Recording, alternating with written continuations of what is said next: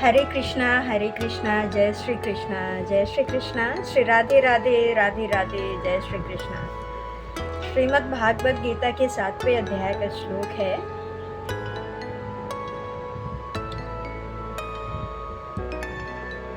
नः प्रकाशः सर्वस्य योग माया संवृत्ताः मूढ़ो यः नाभिजनन्ति लोको ममंज व्यायम।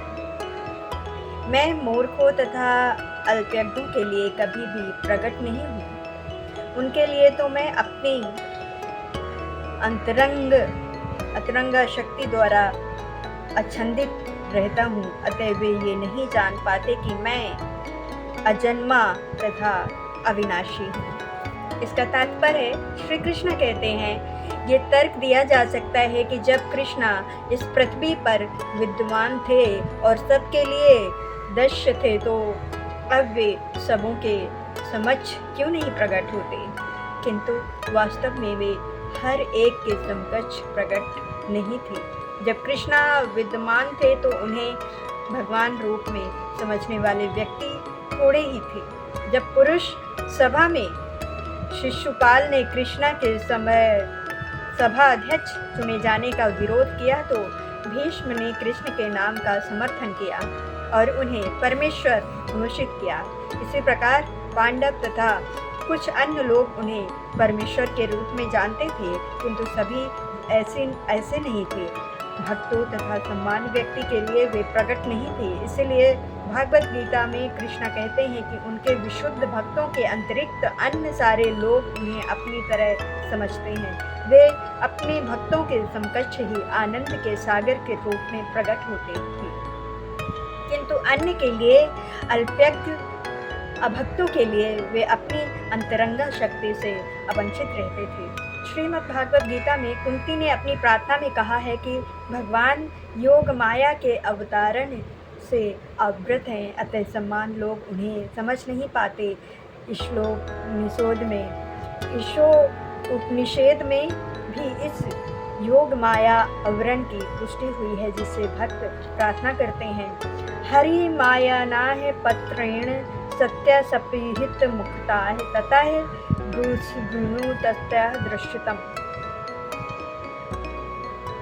हे भगवान, आप समग्र ब्रह्मांड के पालक हैं और आपकी भक्ति सर्वोच्च धर्म है। अतः मेरी प्रार्थना है कि आप मेरा भी पालन करें। आप दिव्य रूप योग माया से अवृत हैं। ब्रह्मा ज्योति आपकी अंतरंगा शक्ति का आवरण है। कृपया इस तेज को हटा लें, क्योंकि ये आपके सच्ची नंदन विग्रह के दर्शन में बाधक है। भगवान अपने दिव्य सच्चिनंदन रूप में ब्रह्मा ज्योति की अंतरंग शक्ति से अवगत है, जिसके फलस्वरूप अल्पज्ञानी निशेषवादी परमेश्वर को नहीं देख पाते। श्रीमद् भागवत गीता में ब्रह्मा द्वारा की गई ये तुष्टि है, हे भगवान, हे परमात्मा, हे समस्त रहस्यों के स्वामी, संसार में ऐसा कौन है जो आपकी शक्ति तथा लीलाओं का अनुमान लगा सके। आप सदैव अपनी अंतरंग शक्तियों का विस्तार करते रहते हैं, अतः कोई भी आपको नहीं समझ सकता। विज्ञानी तथा विद्वान भले ही भौतिक जगत की परमाणु संरचना या फिर भिन्न ग्रहों का अविश्लेषण कर ले, किंतु अपने समकक्ष आपके विद्यमान होते हुए भी आपकी शक्ति की गणना करने में असमर्थ हैं। भगवान कृष्ण न केवल अजन्मता हैं, अपितु अव्ययाम भी हैं। वे सच्चिनंदन रूप हैं और उनकी शक्तियाँ अव्यक्त हैं। वेददाः समितिनाः वर्तमानी चर्तुनाः भविष्याणि च भूतनी मातु वेदनः कश्याय। हे अर्जुन, श्री भगवान होने के नाते मैं जो कुछ भी भूतकाल में घटित हो चुका है, जो वर्तमान में घटित हो रहा है और जो आगे होने वाला है, वो सब कुछ जानता हूँ। मैं समस्त जीवों को भी जानता हूँ, किंतु मुझे कोई नहीं जानता। श्री कृष्णा कहते हैं, इसका तात्पर्य ये है, यहाँ पर सकर्ता तथा निरंकरता का स्पष्ट उल्लेख है। यदि भगवान कृष्ण का स्वरूप माया होता तो जैसे कि मायावादी मानते हैं तो उन्हें भी जीवात्मा को की भांति अपना शरीर बदलना पड़ता और विगत जीव के विषय में सब कुछ विवरण हो जाता। कोई भी भौतिक देहधारी अपने विगत जीवन की स्मृति बनाए नहीं रख पाता है, न ही वो भावी जीवन के विषय में या वर्तमान जीवन की उपलब्धि के विषय में भविष्यवाणी कर सकता है। अतः वो नहीं जानता कि भूत, वर्तमान तथा भविष्य में क्या घट रहा है। भौतिक कलमाश से मुक्त हुए बिना वो ऐसा नहीं कर सकता है। सामान्यतः मनुष्य भिन्न भगवान कृष्ण स्पष्ट कहते हैं, वे ये भली भांति जानते हैं कि भूतकाल में क्या घटा, वर्तमान में क्या हो रहा है और भविष्य में क्या होने वाला है, लेकिन सामान्य मनुष्य ऐसा नहीं जानता। चतुर्थ अध्याय में देखा जा चुका है कि लाखों वर्षों पूर्व उन्होंने सूर्यदेव विवस्वान को जो उपदेश दिया था वो उन्हें स्मरण है। कृष्ण प्रत्येक जीव को जानते हैं क्योंकि वे सबों के हृदय में परमात्मा रूप में स्थित हैं, किंतु अल्पज्ञानी प्रत्येक जीव के हृदय में परमात्मा रूप में स्थित होने तथा श्री भगवान के रूप में उपस्थित रहने पर भी श्री कृष्ण को परम पुरुष के रूप में नहीं जान पाते। भले ही वे निर्विशेष ब्रह्मन क्यों ना हो, समझ लेते हैं निसंदेह श्री कृष्णा का दिव्य शरीर अनश्वर है, वे सूर्य के समान है और माया बदले के समान है। भौतिक जगत में हम सूर्य को देखते हैं, बादलों को देखते हैं और विभिन्न नक्षत्र तथा ग्रहों को देखते हैं। आकाश में बादल इन सब को अल्पकाल के लिए ढक सकता है, किंतु ये आवरण हमारी दृष्टि तक ही सीमित होता है। सूर्य, चंद्रमा तथा तारे सचमुच ढके नहीं होते। इसी प्रकार माया परमेश्वर को अवंचित नहीं कर सकती है। वे अपनी अंतरंगा शक्ति के कारण अल्प युगों को दृश्य नहीं होते। जैसे कि हम इस अध्याय के तृतीय श्लोक में कहा गया है कि करोड़ों पुरुषों से कुछ ही सिद्ध बनने का प्रयत्न करते हैं और शास्त्रों में ऐसे सिद्ध पुरुषों से कोई एक भगवान कृष्ण को समझ पाता है। भले ही कोई निरंकार ब्रह्मा या अंतर्यामी परमात्मा की अनुभूति के कारण सिद्ध हो ले, किंतु कृष्णा भवनामृत के बिना वो भगवान श्री कृष्ण को समझ ही नहीं सकता। इच्छो देशा सुमाथे द्वंद्वा है मोहने भरत सर्वभूनि समोह सर्गे यंती परमत्कार।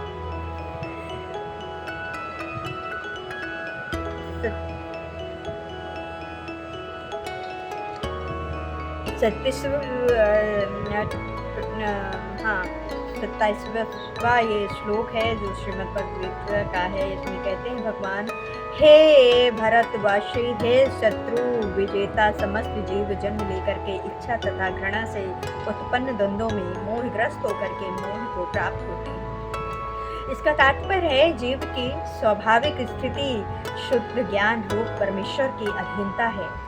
मोहवश जब मनुष्य इस शुद्धता से दूर हो जाता है तो वो माया के वशीभूत हो जाता है और भगवान को नहीं समझ पाता।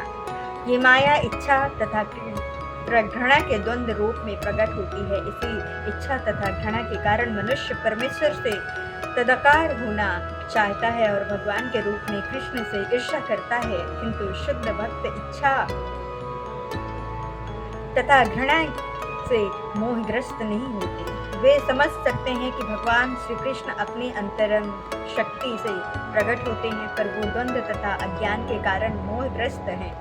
वे ये सोचते हैं भगवान भौतिक अपार शक्तियों द्वारा उत्पन्न होते हैं, यही उनका दुर्भाग्य है। ऐसे मोहग्रस्त व्यक्ति मान अपमान, दुख सुख, स्त्री पुरुष, अच्छा बुरा, आनंद पीड़ा जैसे द्वंद्वों से रहते हुए सोचते रहते हैं, ये मेरी पत्नी है, ये मेरा घर है, मैं इस घर का स्वामी हूँ, मैं इस स्त्री का पति हूँ। यही मोह के द्वंद्व हैं। जो लोग ऐसे द्वंद्वों से मोहग्रस्त रहते हैं वे निपट मूर्ख हैं और वे भगवान को नहीं समझ सकते हैं। येषो तंत्र ग्राह मापह जननाह पूर्ण कर्मणाह ते द्वंद्वो मोहिनी मुक्ताह भज्यतो मां मूढ़ भ्रष्टाह। जिन मनुष्यों में पूर्व जन्मों में तथा इस जन्म में पूर्ण कर्म किए हैं और जिनके पापों कर्मों का पूर्णतः अच्छंदन हो चुका है, वे मोह के द्वंद्वों से मुक्त हो जाते हैं और वे कल्प पूर्वक मेरी सेवा में तत्पर हो जाते हैं। श्री कृष्ण कहते हैं इस श्लोक में, इस अध्याय में उन लोगों का उल्लेख है जो दिव्य पद को प्राप्त करने के अधिकारी हैं। जो पापी, नास्तिक, मूर्ख तथा कपटी हैं, उनके लिए इच्छा तथा घृणा के द्वंद्व को पार कर पाना कठिन है। केवल ऐसे पुरुष भक्ति स्वीकार करके क्रमशः भगवान के शुद्ध ज्ञान को प्राप्त करते हैं जिन्होंने धर्म के विविध विधानों का अभ्यास करने, पूर्ण कर्म करने तथा पापों को जीतने में अपना जीवन लगाया है। फिर भी वो क्रमशः भगवान का ध्यान समाधि में करते हैं। आध्यात्मिक पद का आसीन होने की यही विधि है। शुद्ध भक्तों की संगति में कृष्ण भवनामृत के अंतर्गत ही ऐसी पद्धति संभव है, क्योंकि महान भक्तों की संगति से ही मनुष्य मोह से उबर सकता है। श्रीमद् भागवत गीता में कहा गया है कि यदि कोई सचमुच मुक्ति चाहता हो तो उसे भक्तों की सेवा करनी चाहिए। मत सेवा है द्वारा मोहि मुक्ते है। किंतु जो भौतिकवादी पुरुषों की संगति करता है वो संसार के गहन अंधकार की ओर अग्रसर होता रहता है। तमो द्वारा योषिता है संगीगम। भगवान के सारे भक्त विश्व भर का भ्रमण इसीलिए करते हैं जिससे वे पदजीवों को उनके मोह से उबार सकें। मायावादी का यही नहीं जान पाते कि परमेश्वर के अधीन अपनी स्वाभाविक स्थिति को भूलना ही ईश्वरीय नियम की सबसे बड़ी अवहेलना है। जब तक कि वो अपनी स्वाभाविक स्थिति को पुनः प्राप्त नहीं कर लेता तब तक परमेश्वर को समझ पाना संकल्प के साथ उनकी दिव्य प्रेम भक्ति में पूर्णतः व्रत हो पाना कठिन है। जा रमणाः पृच्छाः मामश्रिताः व्यतीत ते ब्रह्मा द्युति प्रमत्ताः कर्मः चखिल मम। जो जारा तथा मृत्यु से मुक्ति पाने के लिए यत्नशील रहते हैं वे बुद्धिमान व्यक्ति मेरी भक्ति की शरण ग्रहण करते हैं। वे वास्तव में ब्रह्मा हैं क्योंकि वे दिव्य कर्मों के विषय में पूरी तरह जानते हैं। इसका तात्पर्य है श्री कृष्ण कहते हैं जन्म मृत्यु जारा तथा रोग इस भौतिक शरीर को सताते हैं, आध्यात्मिक शरीर को नहीं।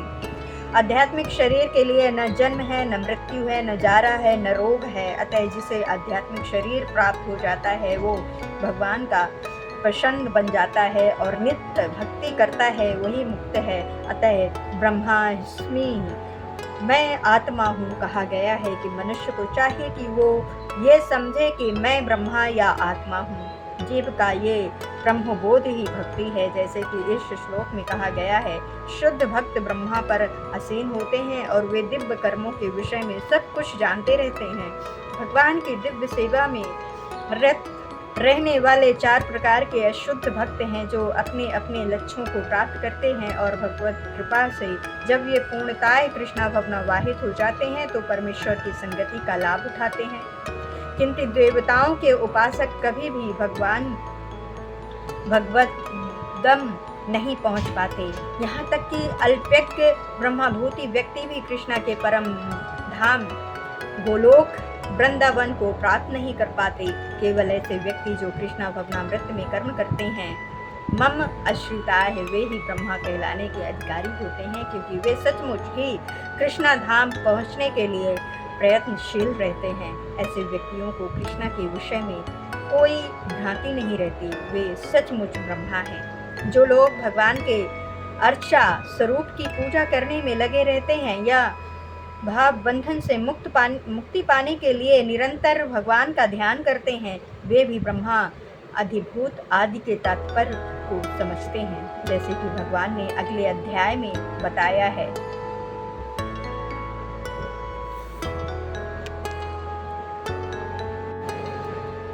समीरो विदिताः मामा सधिज्ञाः च ये बिंदुताः प्राणाः लोकाः पीह चाहे माते विद्युमित्युषितसाः।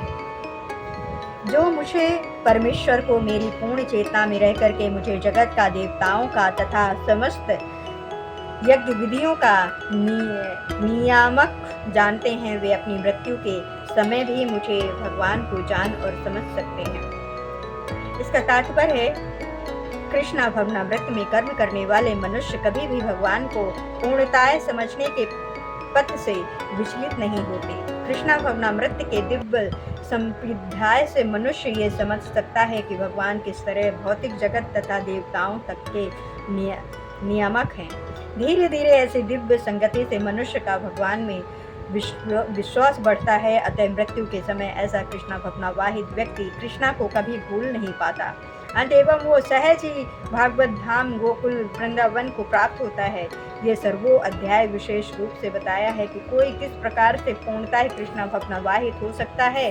कृष्णा भावना का शुभ आरंभ ऐसे व्यक्तियों के अधीन से होता है जो कृष्णा भावनावाहित होते हैं, ऐसे क्षत्रिय आध्यात्मिक होते हैं, और इससे मनुष्य प्रत्यक्ष भगवान के समर्ग से आता है और भगवत कृपा से वो कृष्ण को भगवान समझ सकता है। साथ ही वो जीव के वास्तविक स्वरूप को समझ सकता है और ये समझा जा सकता है कि किस प्रकार जीव कृष्णा को भूल करके भौतिक कार्यों के उलझ जाता है। संगति में रहने से कृष्णा भावना के क्रमिक विषय से जीव ये समझ सकता है कि किस प्रकार कृष्णा को भूलने से ये प्रकृति के नियमों द्वारा बंद हुआ है। ये भी समझा जा सकता है कि मनुष्य जीवन कृष्णा भवनामृत को पुनः प्राप्त करने के लिए मिला है। अतः इसका सदुपयोग परमेश्वर की हेतु की कृपा प्राप्त करने के लिए करना चाहिए। इस अध्याय में जिन अनेक विषयों की विवेचना की गई है वे दुख में पड़ा हुआ मनुष्य, जिज्ञासु मानव, अभ्यासग्रस्त मानव, ब्रह्मा ज्ञान, परमात्मा ज्ञान, जन्म मृत्यु तथा रोग से मुक्ति एवं परमेश्वर की पूजा। किंतु जो व्यक्ति वास्तव में कृष्णा भवनामृत को प्राप्त है वो विभिन्न विधियों की परवाह नहीं करता। वो सीधे कृष्णा भवनामृत के कार्यों में प्रवृत्त होता है और उसी से भगवान कृष्णा के नित्य दास के रूप में अपनी स्वाभाविक स्थिति को प्राप्त करता है। ऐसी अवस्था में वो शुद्ध भक्ति में परमेश्वर के श्रवण तथा गुणगान में आनंद पाता है। उसे पूर्ण विश्वास रहता है कि ऐसा करने से उसे उसके सारे उद्देश्यों की पूर्ति होगी। ऐसी दृढ़ श्रद्धा दृढ़ व्रत कहलाती है और ये भक्ति योग या दिव्य प्रेम भक्ति की शुरुआत होती है। समस्त शास्त्रों का भी यही मत है और भागवत गीता का ये 7वां अध्याय इसी निश्चय का सारांश है। जय श्री कृष्णा, जय श्री कृष्णा, जय श्री कृष्णा। इस प्रकार श्रीमद् भागवत गीता के 7वें अध्याय भागवत ज्ञान का भक्ति वेदना तात्पर्य पूर्ण हुआ। जय श्री राधे राधे, जय श्री कृष्णा, जय श्री कृष्णा, जय श्री कृष्णा, जय श्री राधे राधे राधे राधे।